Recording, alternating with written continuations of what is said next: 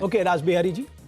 देखिए, एसआईआर को अगर बिहार में मुद्दा बनाया तो वहाँ भी विपक्ष को मात मिली, और ममता बनर्जी ने तो एसआईआर को ऐसे बना दिया जैसे एसआईआर बंगालियों के लिए एक दुश्मन हो गया है। चुनाव आयोग उन्हें बंगाल से बाहर करना चाहता है, क्योंकि जिस तरह से उन्होंने मुद्दा बनाया है कुछ लोगों के लिए, कुछ लाख वोटों के लिए, वो मुझे लगता है कि ममता बनर्जी के खिलाफ ही गया।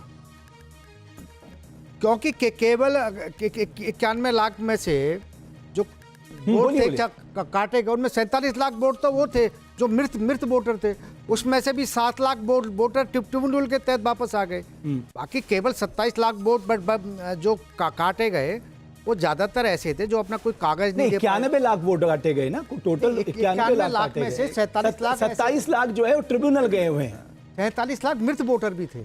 एग्री, वो तो मृत वोटर भी हटाए जाएंगे, जो लोग पलायन कर गए वो भी हटाए जाएंगे, डुप्लीकेट भी हटाए जाएंगे, वो तो उसकी प्रक्रिया है। चित्रिता जी, ये एक्सक्लूशनरी अप्रोच दिखता है आप? बिल्कुल दिखता है, क्योंकि इलेक्शन कमीशन फिर लास्ट असेंबली में क्या कर रही या लास्ट लोकसभा इलेक्शन में क्या कर रही?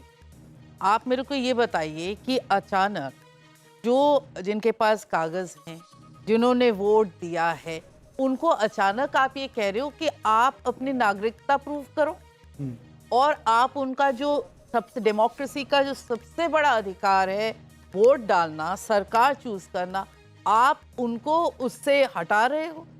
ये आप इलेक्शन कमीशन सोचे इस बात को कि इलेक्शन कमीशन इतना बड़ा ऑर्गेनाइजेशन बैठा हुआ है, लगातार लोग वोट कर रहे हैं, तो इतने ओके चित्रिता जी, मेरे साथ तो यूपी में भी हुआ, ये तो बिहार में भी हुआ, मेरे साथ ओके चित्रिता जी, ओके मैं आ रहा हूँ राज बिहारी जी, मैं आ रहा हूँ। मेरे साथ योगेंद्र यादव जुड़ रहे हैं और मेरे सहयोगी अनुराग मेरे साथ स्टूडियो में आ चुके हैं।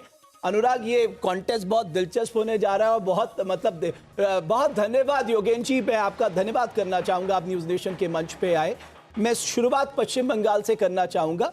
ये बहुत ही शुरुआती रुझान है, बहुत ही शुरुआती रुझान। 150 पे बीजेपी, 110 पे टीएमसी। मैं सबसे पहले आपकी टिप्पणी चाहूंगा।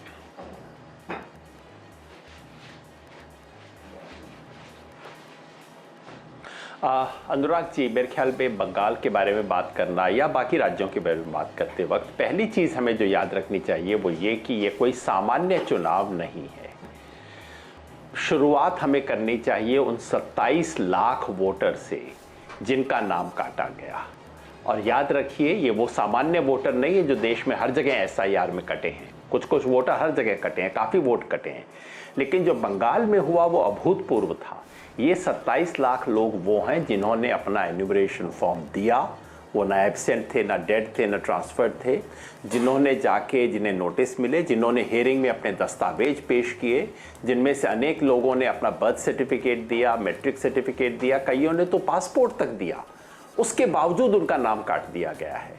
और ये 27 लाख जो वोटर हैं, ये आज ऐसा लगता है निर्णायक साबित होंगे। अभी तक के जो रुझान आ रहे हैं, अभी सीटों की संख्या पे आप मन न जाइए क्योंकि वो तो बदलती रहेगी, लेकिन क्या बंगाल के अंदर जो फैसला होगा वो इस 27 लाख के भीतर होगा, और 27 लाख के भीतर जो भी होता है वो निश्चित ही एक इस गर्द में, इस शक के दायरे के भीतर आएगा। दुर्भाग्यवश बंगाल में चुनाव नहीं हो रहा, ये दरअसल एक अश्वमेध यज्ञ हो रहा है जिसमें तय कर लिया गया है कि चक्रवर्ती को साबित करना है, और दुर्भाग्यवश चुनाव आयोग जो है वो एक पुजारी की भूमिका अदा कर रहा है, जिसमें उसने येन केन प्रकारेण ये तय कर रखा है कि किसी ना किसी तरह से बीजेपी को जिताना है। शुरुआत हमें इससे करनी चाहिए। मैं ये नहीं कह रहा कि इसके अंदर पब्लिक का कोई रोल नहीं है, पब्लिक भी कर रही है जी।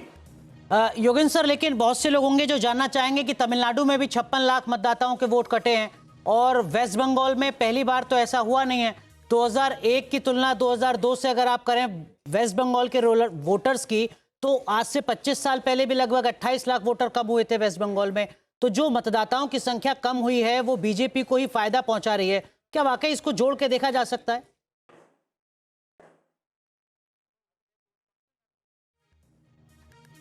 अच्छा हुआ आपने तुलना की। वेस्ट बंगाल की तुलना में आप देख सकते हैं तमिलनाडु में शुरुआत में ज़्यादा वोट कटे थे, और जैसे बिहार में 65 लाख वोट कटे थे। लेकिन जब मैंने बिहार के संदर्भ में भी कहा था, जो पहले राउंड में वोट कटे हैं देश भर में कटे हैं, उत्तर प्रदेश में तो 2 करोड़ से ज़्यादा कट गए थे, 2 करोड़ 80 लाख थे, वो टारगेटेड डिलीशन नहीं था, वो एक तरह का हैफेजेड रैंडम डिलीशन हुआ है, गलत हुआ है, लेकिन ऐसा नहीं है कि किसी एक पार्टी का हुआ है। बंगाल में जो हुआ वो बड़ा विचित्र था। बंगाल में पहले राउंड में 58 लाख वोट कटे। पूरे देश भर में पहले राउंड में कटने के बाद उस कटे हुए वोटों की संख्या कम हुई। केवल और केवल बंगाल में पहले राउंड में 58 लाख कटने के बाद ऊपर से 33 लाख वोट और कटे हैं, और अंतिम राउंड में जो 27 लाख वोट कटे हैं, जिन लोगों ने अपने दस्तावेज दिए हैं, ये अभूतपूर्व है, ऐसा किसी राज्य में नहीं हुआ है। और अब तक इसके पूरे आंकड़े आ चुके हैं। ये टारगेटेड उन इलाकों में हुआ है जहां टीएमसी का है, जहां मुस्लिम वोटर ज़्यादा हैं, और कहीं ना कहीं चुनाव आयोग ये जो अश्वमेध यज्ञ में विघ्न आ रहा था बंगाल में, उस विघ्न के निवारण के अंदर लगा हुआ था। इसका पूरा एविडेंस आ चुका है अब तक। बट योगेंद्र जी, बीजेपी कह रही है ये अश्वमेध यज्ञ इसलिए सफल होगा क्योंकि इस बार जो है मुस्लिम वोट बढ़ गया है टीएमसी, कांग्रेस और लेफ्ट में, और बाकी सारा हिंदू वोट जो है हमारे पक्ष में आ गया है, इसलिए हमारा अश्वमेध यज्ञ सफल होने जा रहा है।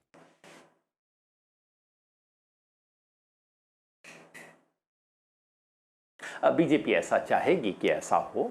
बंगाल में मुस्लिम वोट थोड़ा सा बटा होगा, लेकिन वो ज़्यादातर उन इलाकों में बटा है जहां इन एनी केस किसी मुस्लिम कैंडिडेट को ही जीतना है। मुर्शिदाबाद मालदा का जो इलाका है, जहां बीजेपी के जीतने का वैसे भी कोई चांस नहीं था, जहां पे टीएमसी और बीजेपी का मुकाबला है, वहां मुस्लिम वोट मेरे ख्याल में ज़्यादा नहीं बटा होगा, लेकिन वो शाम तक हमें पता लग जाएगा। रही बात सारा हिंदू वोट अगर ममता बनर्जी के खिलाफ चला जाए तो ऑफकोर्स वो हारेंगी, लेकिन ऐसा तो होता नहीं है ना।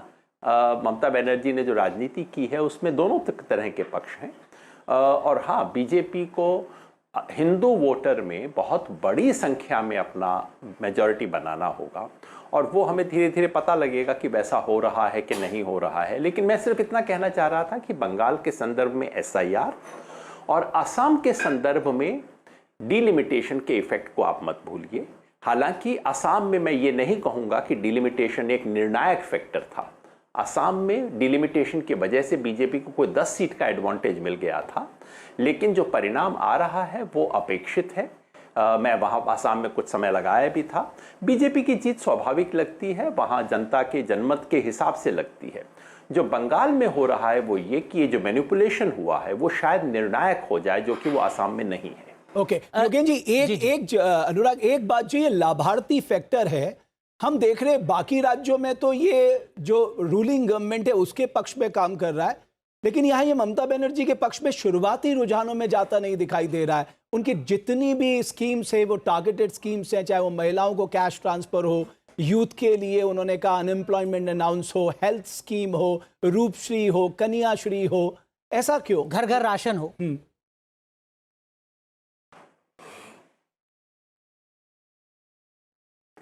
लाभार्थी फैक्टर काम करता है, लेकिन वो एकमात्र फैक्टर तो नहीं हो सकता। आप तमिलनाडु में भी देखिए, डीएमके सरकार की अनेक ऐसी योजनाएं थीं जो काम की, और ऐसा लग रहा है कि डीएमके हार रही है वहाँ पे। तो केवल लाभार्थी के आधार पे फैसला हो ये नहीं होता है। असम में इससे फ़ायदा हुआ, वहाँ केरला में जो लेफ्ट फ्रंट गवर्नमेंट है वो हारती दिखाई दे रही है। तो ये तो आप कह सकते हैं कि लाभार्थी एकमात्र फैक्टर नहीं होता, उससे फ़ायदा ज़रूर होता है। लेकिन हाँ, ये हैरानी की बात ज़रूर होगी कि वो सरकार जिसने खास तौर पे महिलाओं के लिए, क्योंकि बाकी सब राज्यों में हम कहते हैं महिलाओं के लिए ये स्कीम लॉन्च हुई, महिलाओं ने बीजेपी के लिए वोट दिया, तो बंगाल में तो महिलाओं का वोट टीएमसी की तरफ इस लिहाज से आना चाहिए था। बिल्कुल वही। इसलिए अभी तक जो हो रहा है वो थोड़ा हैरानी की बात।